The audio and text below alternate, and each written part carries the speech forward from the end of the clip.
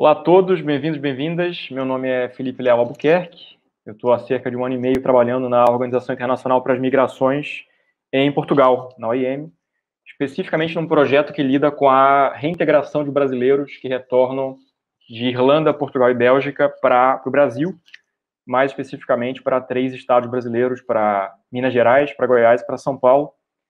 Então, eu estou sempre ligado com temas relacionados com multilateralismo, e por isso é um prazer para mim participar desse evento. Eu queria agradecer a Mariana, a equipe do IESP, ao programa CapSprint e a equipe do projeto. A UERJ e, consequentemente, o IESP é como se fosse uma espécie de casa para mim no Brasil, uma casa acadêmica para mim no Brasil. Eu fiz a pós-graduação em RI no IRI PUC e fiz o meu mestrado no PPGRI da UERJ e sempre tive uma interlocução muito forte com o IESP. Tive a presença das professoras Letícia Pinheiro e Maria Regina na minha banca de mestrado. Tenho muito apreço também por professores como o Carlos Milani, o Christian Lynch, Fabiano Santos. Então, é muito interessante poder estreitar esses contatos e participar, a convite aqui do IESP, desse tipo de diálogo. Fico muito feliz de poder ter esse tipo de interlocução. Agora eu estou esperando a minha defesa do doutorado, né, e continuo, né, nesse âmbito de estudos sobre multilateralismo e agora também, no ponto de vista profissional, né, trabalhando também aqui com a União Europeia. A minha apresentação ela vai ser dividida em 3 grandes pontos. Tá? Eu vou começar falando sobre o que é a OIM, para que ela serve, quais são seus objetivos, seus pontos fundamentais. Depois eu vou falar um pouco sobre o contexto atual das migrações em meio à pandemia do coronavírus. Vou trazer vários exemplos que vão ilustrar os meus argumentos, falar de diversos desafios e de crises simultâneas por que passa o mundo, né? E, por fim, eu vou falar um pouco sobre a própria ação da OIM, das Nações Unidas, em meio a esses desafios e em meio a essas oportunidades que também surgem, por incrível que pareça, nesse contexto. Falando um pouco sobre a OIM ela foi criada em 51, ela é a Agência das Nações Unidas para as Migrações, fica em Genebra, na Suíça, tem 173 Estados-membros, 8 estados com o estatuto de observador e mais de 400 escritórios em mais de 100 países. Nós somos cerca de 20 mil pessoas, de 160 nacionalidades, trabalhando aqui na OIM. Eu estou aqui na OIM Portugal, com o escritório em Lisboa, e a OIM está aqui nesse país, em Portugal, desde 76, e no Brasil desde 2016. É justamente desde esse ano que a OIM ela é reconhecida como a Agência das Nações Unidas para as Migrações, e ela é uma organização intergovernamental líder na área das migrações.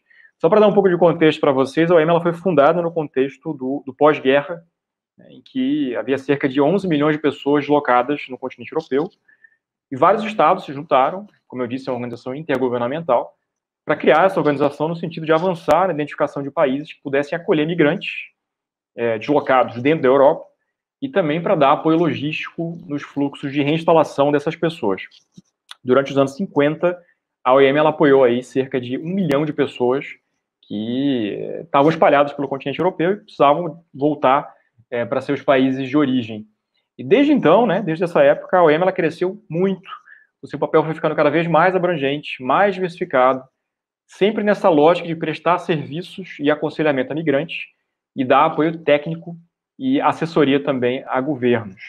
A OIM ela atua com diversos parceiros da comunidade internacional para realizar várias missões, digamos assim. Defender a dignidade humana, defender o bem-estar dos migrantes, ajudá-los nos mais diversos aspectos, também ajudar os parceiros internacionais a ultrapassar os crescentes desafios operacionais da gestão das migrações, que, como veremos, são extremamente complexos. Além disso, compreender melhor a questão das migrações.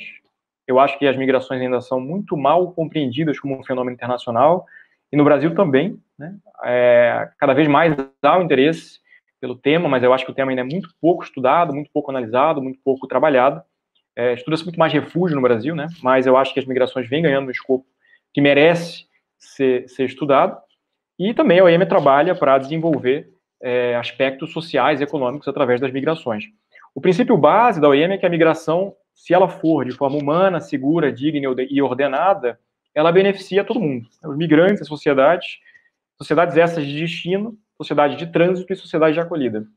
As intervenções da OIM, portanto, elas interligam várias dimensões do processo migratório, e por isso é um trabalho multissetorial, é um trabalho transversal. Como eu disse, a OIM, ela hoje atua em diversas temáticas, em diversos temas, em diversas áreas. Migração laboral, migração e saúde, que é justamente o tema que a gente vai abordar hoje, combate ao tráfico de seres humanos, gestão de fronteiras, emergências humanitárias, direito internacional das migrações, retorno e reintegração de imigrantes, que é mais especificamente a minha área de trabalho aqui em Portugal, né, o retorno de imigrantes brasileiros ao Brasil e a reintegração desses migrantes no país de origem, e também parcerias e colaborações internacionais.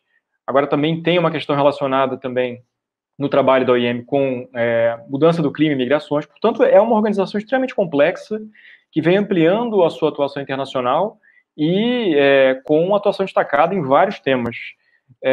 A OIM, trazendo um pouco aqui para a área da saúde, né, a OIM ela tem uma expertise já reconhecida na relação da migração e desafios na área da gestão de fronteiras e também desafios na área da saúde global. Por exemplo, durante a epidemia do Ebola, a OIM teve um papel destacado no tratamento dessa questão, e a gente vai abordar um pouco mais sobre isso já já.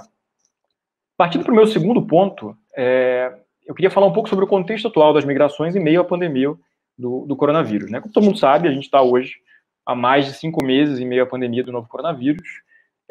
Dados de hoje, temos quase 16 milhões de casos e 640 mil mortos ao redor do mundo. É uma escala global, uma escala crescente, em vários países, em várias regiões.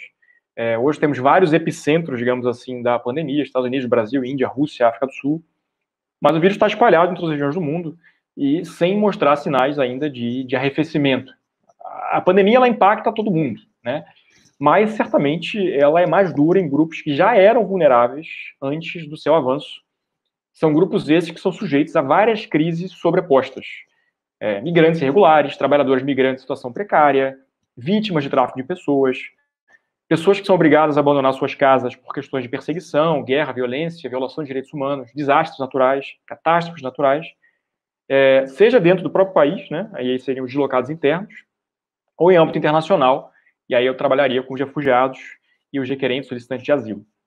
Os números são grandes, né? Desde meados de 2019, dados de meados de 2019, melhor dizendo, mostram que 272 milhões são os migrantes internacionais, e aí esse número inclui os refugiados e os requerentes de asilo, solicitantes de asilo.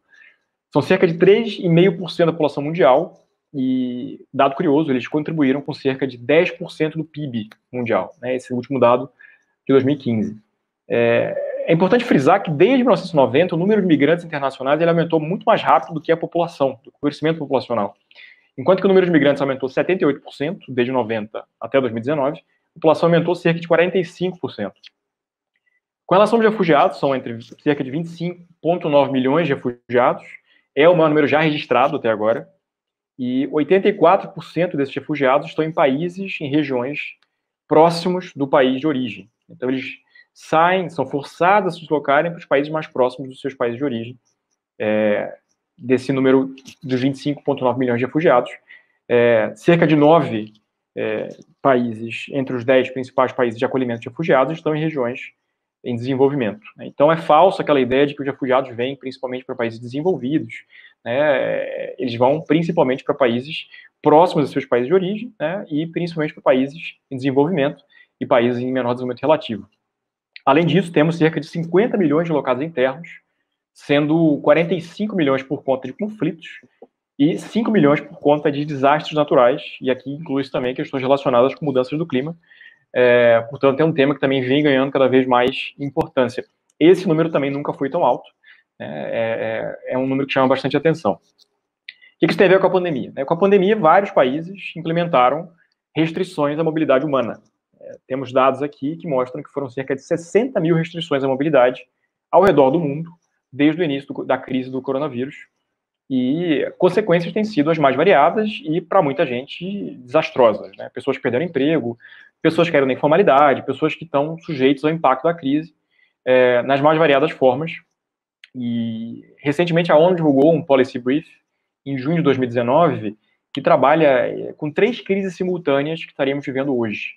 Uma crise sanitária, ou seja, pessoas migrantes que estão sujeitas, expostas ao vírus, pessoas que não têm ferramentas para lidar com essa situação, uma crise socioeconômica, que tem um impacto sobremaneira em pessoas que dependem do trabalho informal, que têm limitado acesso a medidas de proteção social, e principalmente mulheres e crianças migrantes que estão sujeitas à violência de gênero, a abusos, à exploração sexual, e também têm dificuldade de acesso a esse tipo de serviço de proteção.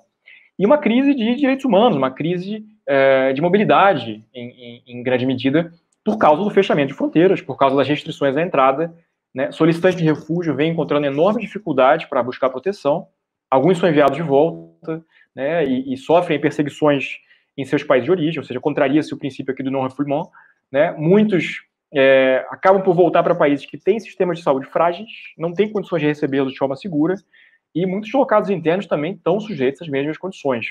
Por fim, a pandemia tem exacerbado aí questões relacionadas com xenofobia, racismo, discriminação, estigmatização, inclusive com ataques a refugiados e imigrantes, né? E isso traz aí um cenário global bastante complexo, né? Com crises que se retroalimentam e que precisam de soluções de curto prazo e também de longo prazo, né? E enorme parceria e cooperação internacional.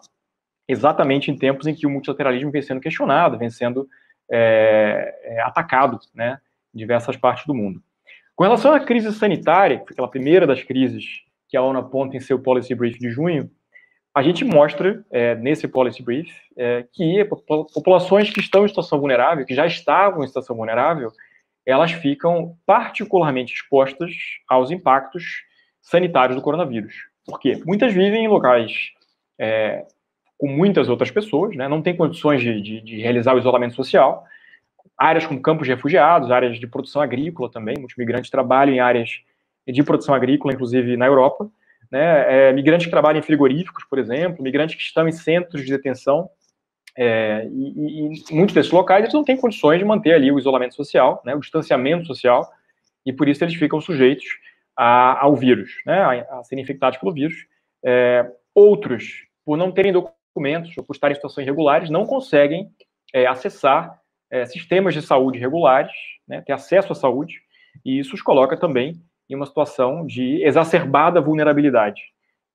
Outros não têm acesso, por exemplo, à água potável, a esgotamento sanitário, né, a serviços sociais, a serviços de proteção social como um todo, e esse cenário não é exclusivo, por exemplo, de sociedades de países desenvolvidos, mas também em países como o Brasil, isso é bem comum, né, infelizmente.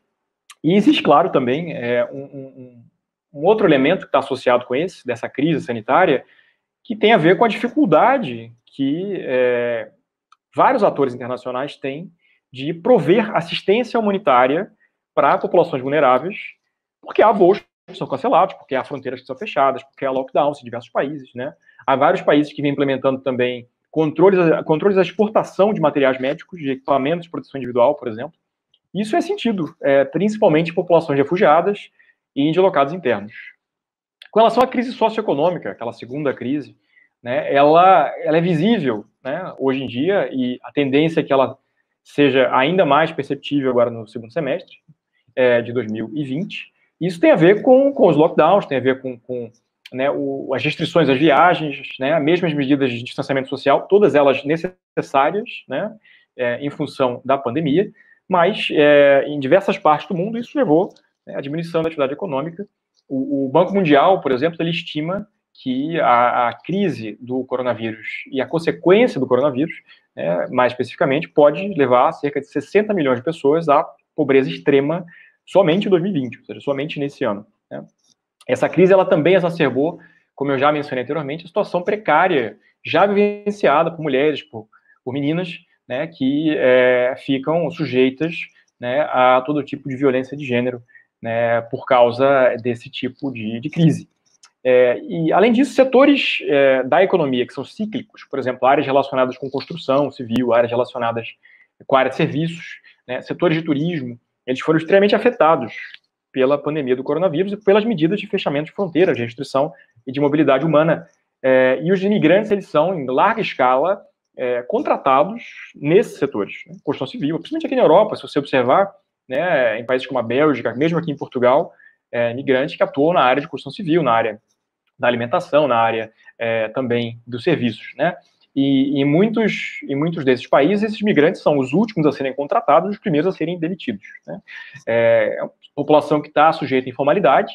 Dados da Organização Internacional do Trabalho mostram que 70% da população migrante está em empregos informais, e 70% para homens, desse total, né?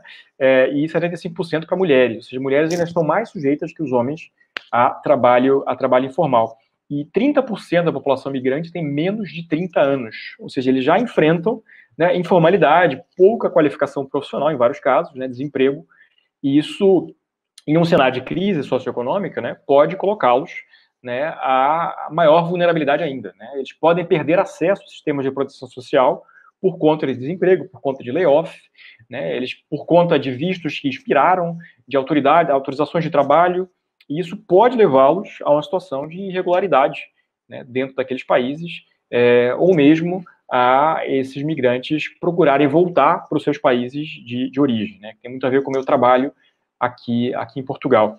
E, de fato, além disso, né, esses migrantes, os migrantes, por exemplo, ficarem aqui, né, ficarem nos países de destino, muitos deles podem ter dificuldades de voltar, né, ao mercado de trabalho, e os que retornaram aos seus países de origem também, muitos dos quais porque não têm qualificação necessária, porque os seus diplomas e seus documentos que comprovem a sua formação profissional e educacional muitas vezes não são reconhecidos, né? Existe também uma questão burocrática associada com isso, e isso pode gerar, né, agravar essa situação de dificuldades vivenciadas por essas pessoas, né?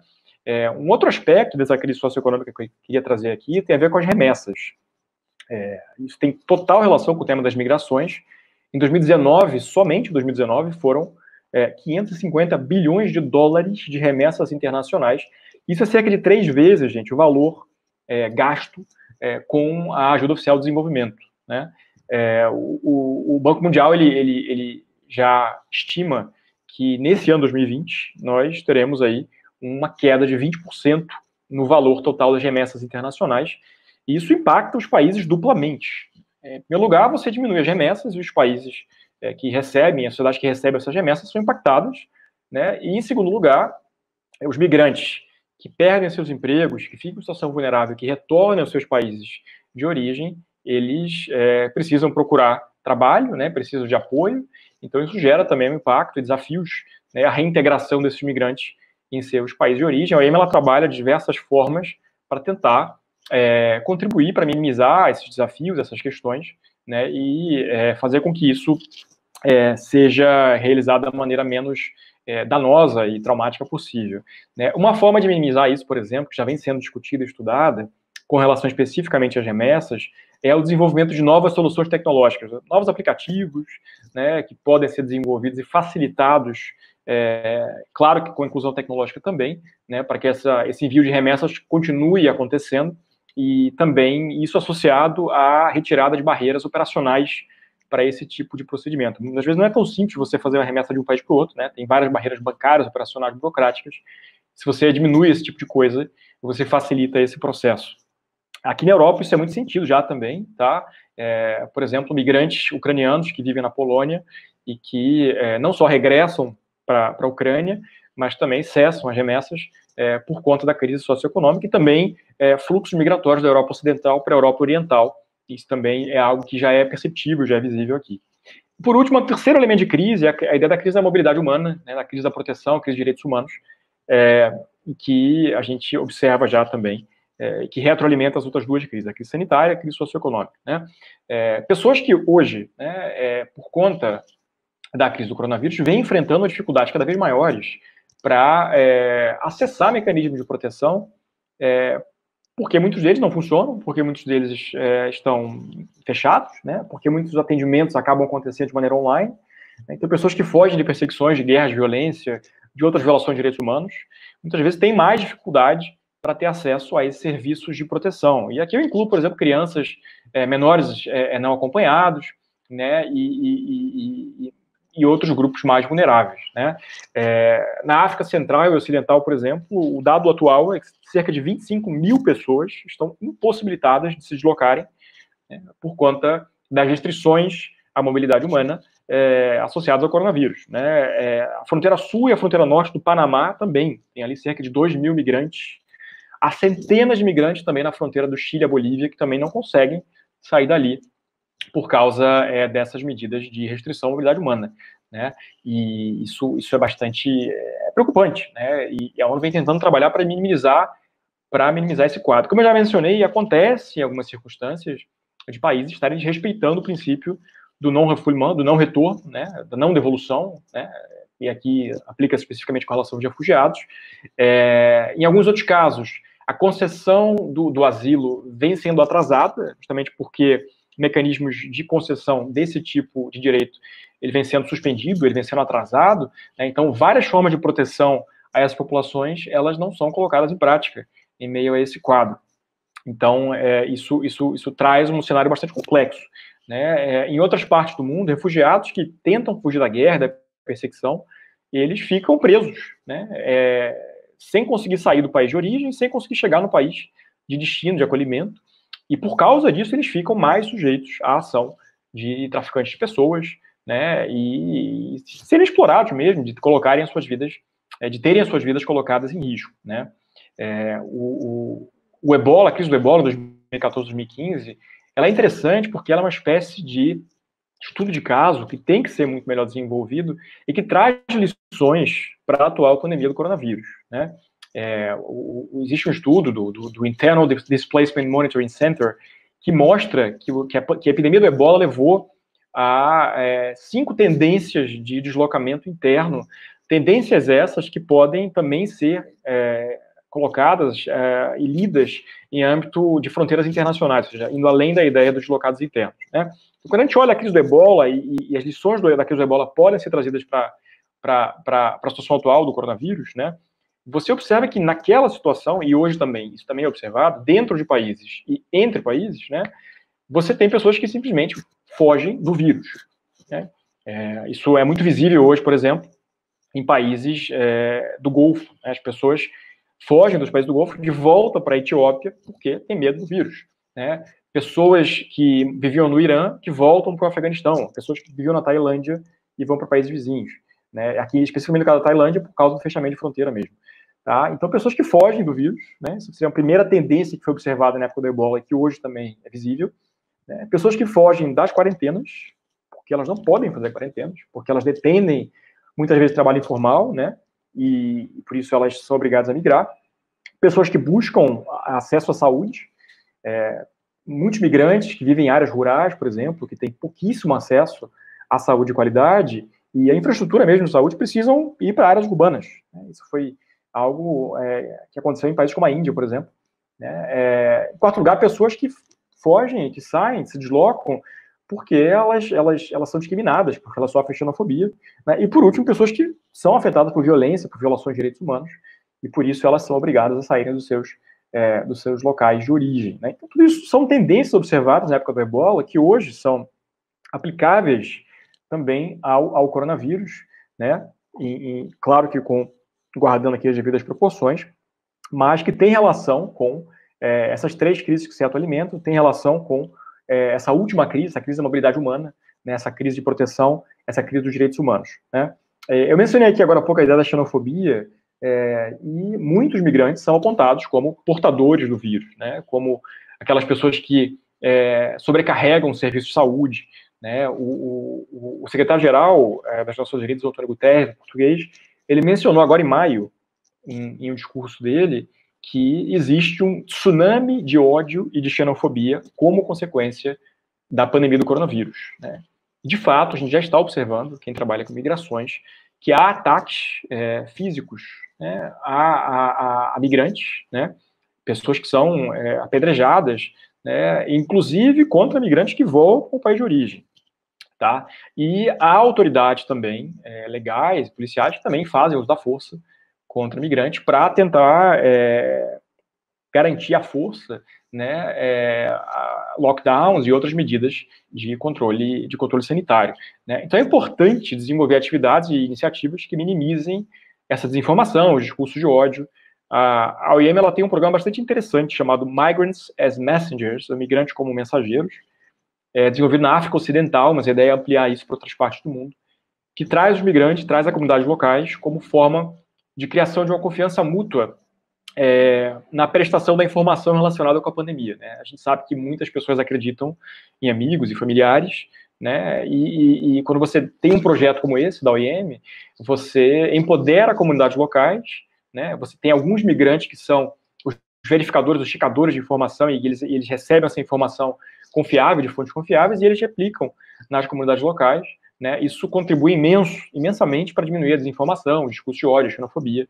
Né. O uso da base comunitária também é algo muito mal explorado na literatura, tá? Na literatura acadêmica, é fundamental como forma de combate a epidemias e a pandemias, produzindo a melhor capacidade de resposta.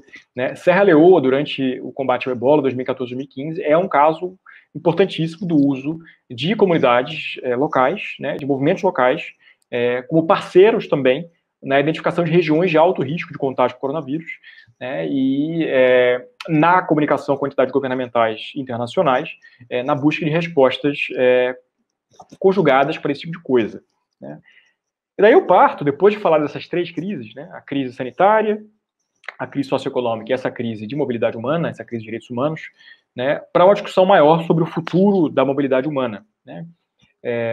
A gente não sabe ainda, né, como é que vai ficar esse tipo de situação. Né?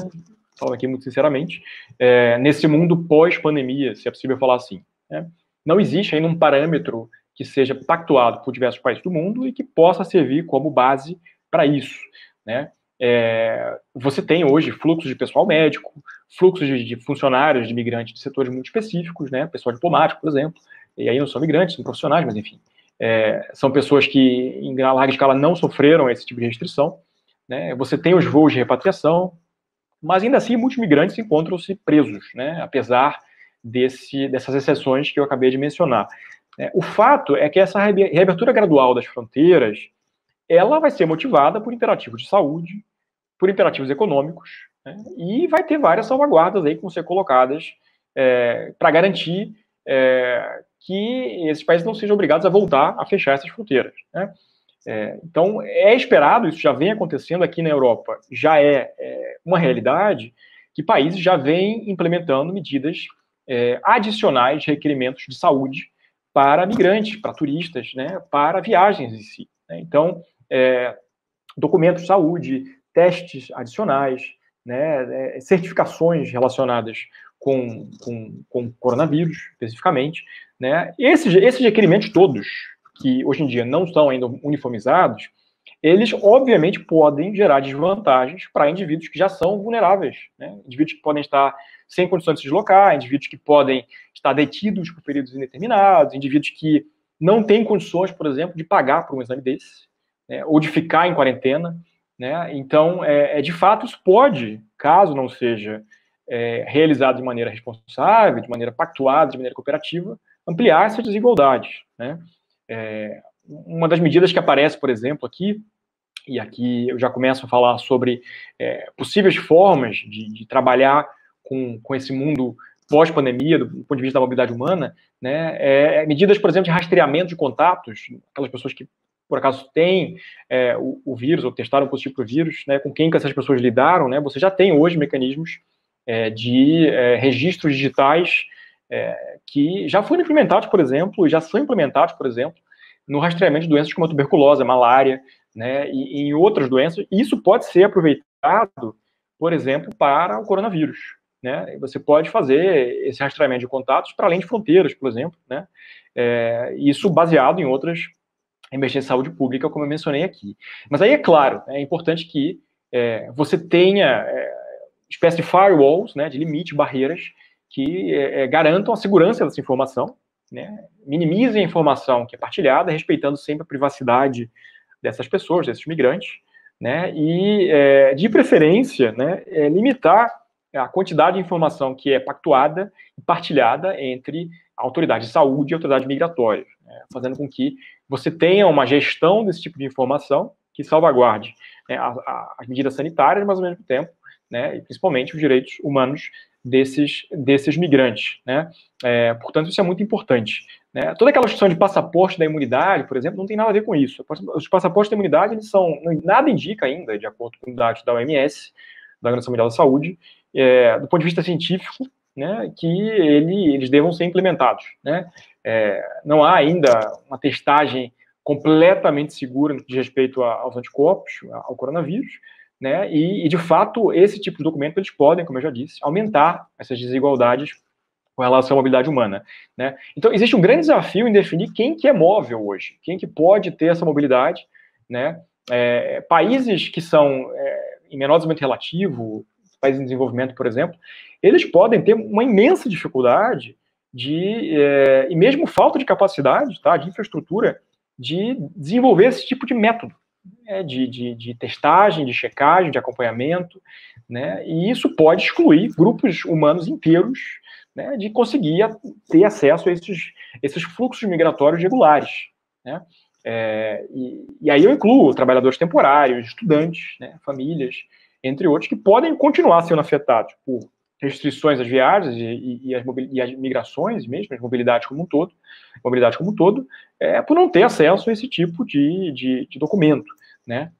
Não existe hoje uma definição aceitável internacionalmente do que seria migrantes essenciais, né? Eu trago isso aqui porque muitos países falam isso. Eu vou fechar a fronteira, mas migrantes essenciais podem entrar. Alguns países consideram migrantes essenciais, por exemplo, funcionários de saúde, né, funcionários ligados na área das pesquisas científicas, né, pessoas que trabalham, por exemplo, em alguns setores da economia, né, mas isso vem sendo desenvolvido do ponto de vista ad hoc, né, ou seja, países que escolhem eles mesmos quais são esses migrantes essenciais ou regiões como um todo, né?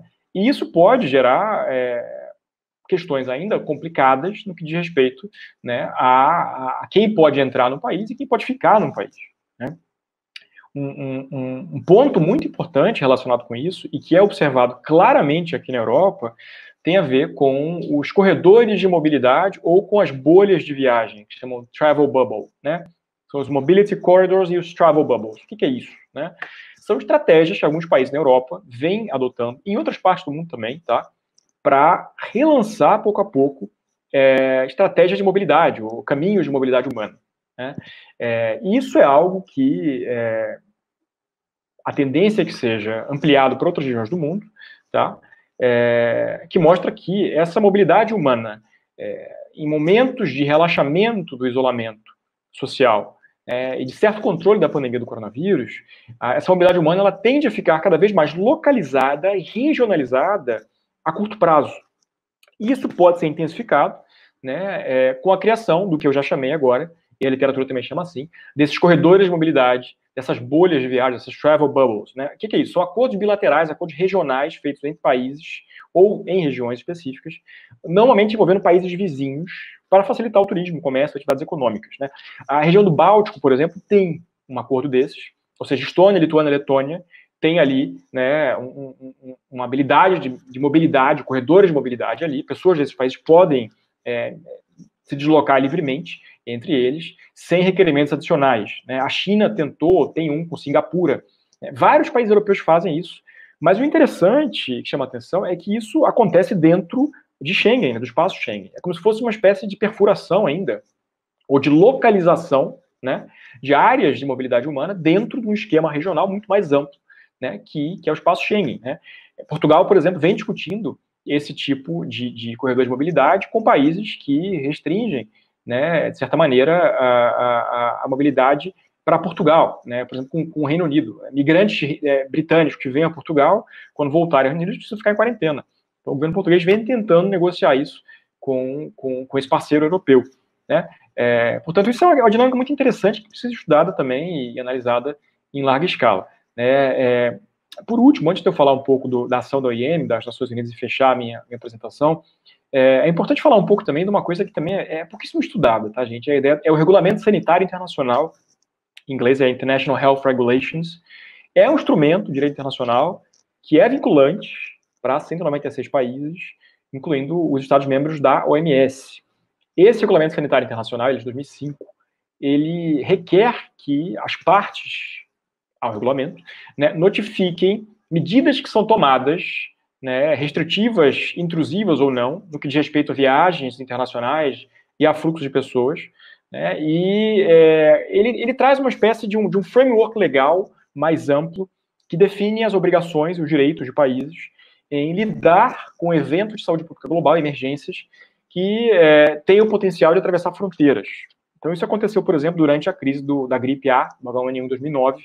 Foi o primeiro grande teste aí para o Regulamento Sanitário Internacional, né, e mostrou que o mundo não está preparado ainda para implementar de maneira consistente e cooperativa esse tipo de instrumento, né. Você tem uma estrutura de fiscalização muito, muito mal colocada ainda, a troca de informação entre os países também é mal desenvolvida, né, dentro de países e entre países, há poucos recursos, estruturas administrativas são fracas, né, então é necessário que se desenvolva cada vez mais esse instrumento, porque ele é um instrumento interessante, né, e que pode também servir para esse contexto de arrefecimento, digamos assim, queremos nós, né, e aqui eu falo muito do contexto europeu, tá, a gente não fala tanto do Brasil, nem dos Estados Unidos, da pandemia, quanto do pós esse período, né. A União Europeia trabalha com o Integrated Border Management, que é uma espécie de algo semelhante para dentro do continente europeu, né, dentro da União Europeia, e a Organização Mundial das Alfândegas também tem um mecanismo semelhante, e a União Africana quer fazer algo parecido, tá, para desenvolver a governança de fronteiras na África, né. Mas aqui, de novo, né, é importante que você preserve o direito à privacidade desses migrantes, né, que preserve o princípio da ideia do reagrupamento familiar, da liberdade de movimento, né. Isso tudo tem que ser colocado aqui, do non-refoulement, quando você trabalha com esse tipo de temática. Enfim, é garantir que os direitos dos migrantes em situações vulneráveis ou não sejam respeitados, né, nesse tipo de abordagem. Eu parto para o último ponto da minha apresentação, o terceiro e último ponto, que trabalha um pouco com a ação das Nações Unidas e da própria OIM em meio a esses desafios. Eu falo um pouco também de iniciativas que são colocadas aqui, trago também mais exemplos, né. A gente observa que há, claramente, aumento de desigualdades dentro de países, entre países, né, notadamente em relação a grupos mais vulneráveis. Toda a minha apresentação eu trouxe isso. E isso traz, né, certa desconfiança com instituições estabelecidas dentro dos países, né, partidos políticos, imprensa, e daí em diante, e também da própria ordem multilateral como um todo, né. Portanto, é importante, em primeiro lugar, que se reforce o papel dos próprios migrantes, né, que a gente reconheça a importância que eles têm, a contribuição imensa que os migrantes têm, as comunidades migrantes têm, e os refugiados, eu coloco dentro, quando eu falo de migrantes, têm no contexto atual. Muitos desses indivíduos, famílias, pessoas, estão na linha de frente do combate ao coronavírus, né? São médicos, são dentistas, são farmacêuticos, são trabalhadores essenciais também, que estão nas ruas, né, enquanto pessoas conseguem ficar em casa, aquelas que podem, né? São trabalhadores da economia formal, da economia informal, são figuras centrais nas cadeias globais ligadas ao abastecimento de alimentos, abastecimento agrícola, né? Aqui na Europa, por exemplo, Portugal também, você tem comunidade de migrantes trabalhando, né, na agricultura, portanto, são extremamente importantes para esse tipo de atividade, né? E o contexto atual, ele traz uma oportunidade para que os países, ao reconstruírem suas economias, eles busquem abordagens mais inclusivas, economias mais verdes, mas também economias que tenham caminhos para a manutenção de uma migração regular. O exemplo português é interessante, né? Portugal, ele permitiu que todos os migrantes com, por exemplo, situação irregular, né, ou com requisições de autorização de residência inconclusas, pudessem ter acesso ao sistema de saúde, né, ao sistema de proteção social durante a pandemia. Outros governos fizeram uma medida semelhante para incluir migrantes, independentemente da situação jurídica desses migrantes, em mecanismos de proteção social. A OIM defende isso, né, que esses migrantes tenham acesso a esse tipo de serviço, né, de serviço essencial, de se garanta o pleno exercício dos seus direitos, né. Portanto, a reconstrução econômica desses países passa exatamente pela maior mobilidade, por canais regulares de migração, pela inclusão desses migrantes, né, uma inclusão ativa desses migrantes, e a participação deles no desenho de políticas mais inclusivas. Existe um documento do relator especial das Nações Unidas sobre os direitos dos migrantes, que trata, recentemente, agora, desse ano, que trata exatamente disso, tá? A ONU, na sua Agenda 2030, também, né, ela reconhece que a mobilidade humana ela está intrinsecamente relacionada com o desenvolvimento sustentável. As migrações são uma parte fundamental e importante da Agenda 2030, dos ODS, né, principalmente o ODS 10.7, da agenda de Addis Abeba, por exemplo, que trabalha com o tema de desenvolvimento, né, do framework de Sendai para a redução de riscos de desastres, né, a nova agenda urbana da ONU, né, tudo isso trabalha com temas relacionados direto ou indiretamente com as migrações, né, e mostram a importância desse tema cada vez maior no âmbito multilateral como um todo. Tá? Mesmo em temas, e eu mencionei no começo da minha apresentação, relacionados com mudança do clima, cada vez mais estão intrinsecamente relacionados com as migrações. Né? A ONU tem aí uma Task Force on Displacement, a OIM faz parte dessa Task Force, né? É um grupo de trabalho sobre deslocamento, e tem uma relação direta aí com mudança do clima e migração. Né?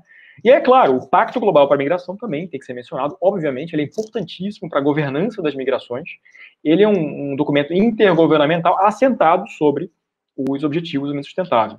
Né? Portanto, isso é também algo fundamental de ser mencionado, mostra que as Nações Unidas estão trabalhando aí intensamente para tentar, através de vários instrumentos legais, né, os mais inclusivos possíveis, lidar com essas questões. Tá? A agenda coletiva da ONU tem aí 4 grandes pontos. Primeiro é que somente uma resposta completamente inclusiva do ponto de vista socioeconômico e de saúde pública é efetiva, tá? Que a resposta ao coronavírus e as suas consequências deve ter a proteção aos direitos humanos, né, como seu cerne, né, que não são duas coisas exclusivas. Você responder ao coronavírus, né, a crise do coronavírus, e proteger e assegurar os direitos humanos não são coisas que são mutuamente excludentes. Né? O coronavírus não impediu que as pessoas continuassem, né, sofrendo perseguições, sofrendo violência, né, e fugindo desse tipo de ato nefasto. Né? O terceiro ponto da agenda da ONU é a ideia de que ninguém está plenamente seguro se todos não estiverem seguros. Né? Se você tem uma pessoa vulnerável, estigmatizada, vítima de xenofobia, por exemplo, isolada, essa pessoa pode, por medo, né, ou mesmo por desinformação, evitar fazer um teste, por exemplo, do coronavírus, né, e ela coloca em risco todo o resto da população e ela mesma. Né? Então, ninguém está seguro enquanto todos não estiverem seguros. Né? E, por último, o quarto ponto dessa agenda da ONU para lidar com isso é a ideia de que as pessoas migrantes são parte da solução. Né? Elas não são parte do problema, elas são parte da solução. Né? Então é importante que esse tema das migrações esteja sempre ligado com outras agendas e com políticas públicas nacionais, regionais e multilaterais, e aqui saindo um pouco do nacional, mas falando também do todo, nessa concepção holística do tema, né? Fortalecimento de inclusão, integração dos migrantes, tudo isso é importante, parcerias com a sociedade civil, com comunidades migrantes, com diásporas, isso é muito importante para que isso ganhe escopo, ganhe corpo, né? E permaneça ao longo do tempo. Tá? A ONU tem um documento, e aqui eu trouxe as informações desse documento, que é o UN Framework for Responding to the Socio-Economic Impact of COVID-19, ou seja, é um documento da ONU, é uma espécie de paradigma onusiano para responder aos impactos socioeconômicos do coronavírus. É um documento de abril de 2020, desse ano, e você tem vários policy briefs, você tem documentos das agências do sistema ONU, tá? Discursos do secretário-geral e da própria OIM. Tá? A OIM ela tem trabalhado de maneira intensa também com relação a isso. Nós temos trabalhado muito, por incrível que pareça, cada vez mais do que a gente já trabalhava, e é um prazer, porque são temas fundamentais, importantes e necessários. É uma agenda bastante intensa e interessante de ser trabalhada.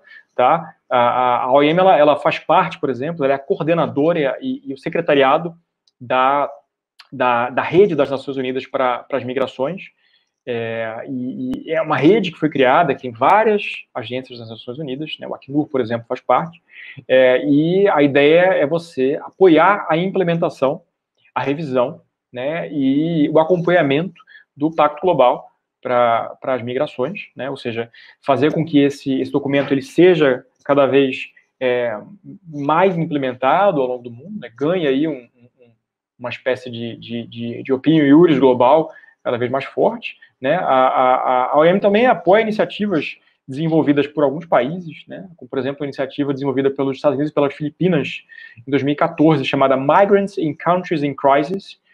Essa iniciativa ela foi criada, estimulada por causa da crise da Líbia, né? E também por causa de catástrofes humanitárias, por exemplo, o furacão Sandy, em 2012, né? Mas baseado nesse tipo de iniciativa, foi criado, né, uma espécie de de arcabouço de ideias, guidelines para proteger migrantes em países afetados por conflitos ou desastres naturais, e isso hoje já é pensado como uma base que poderia servir também para os obstáculos que os migrantes enfrentam por causa do coronavírus. Tá? Ou seja, é a ideia de você aproveitar um documento, um mecanismo, algo que já funciona, que funciona bem, para o contexto atual.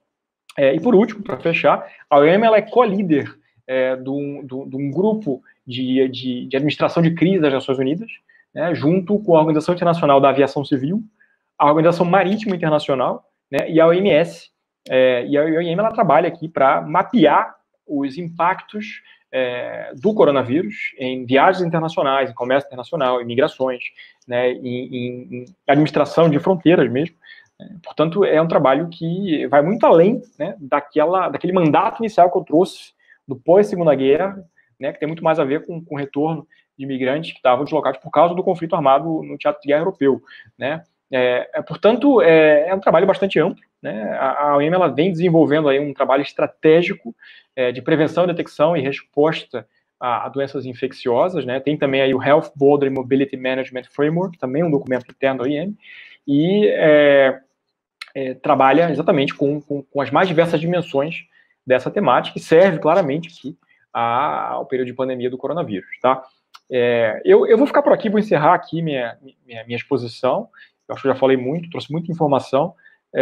Queria agradecer novamente ao IES pelo convite.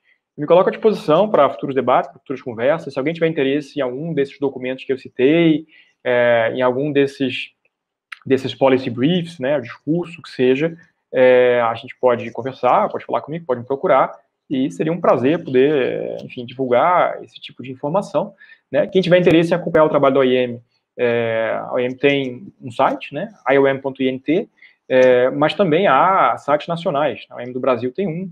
Aqui na OIM Portugal, o nosso site está praticamente no ar.